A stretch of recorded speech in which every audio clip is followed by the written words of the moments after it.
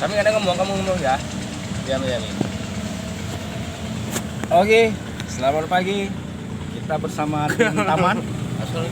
Ada Saprul, ya. Ada kita, ada Cesa, ada siapa lagi? Sukron. Ada Sukron nih, ini lagi ngopi Ada kita. C. Muhammad. Ada komandan kami. Iya. Jadi, kita tanya tanggapan Pak Sukron ini hari. Hari ini memang tempatnya suasananya mantap lah, cerah seperti itu kan. Dalam pekerjaan ini tadi alhamdulillah lah ya, lancar lah. Seperti itu. Ya. Jadi Pak Sukron, bagaimana tanggapan mengenai taman Pak Sukron? Kalau bisa tanggapan dari taman ini jangan dibuang sembarangan tempat sampah lah. Kalau bisa ada khusus tempat pembuangan sampah. Kalau bisa ada tempatnya baru, namanya istilahnya tidak kotor lingkungan seperti itu. Iya. Harapannya Kron?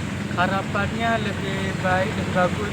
Harapannya nanti kalau bisa lebih baik lagi lah daripada sebelum-sebelumnya. Oke, terima kasih. Meningkat lagi. Salam Salam bersih-bersih. bersih-bersih. Itulah.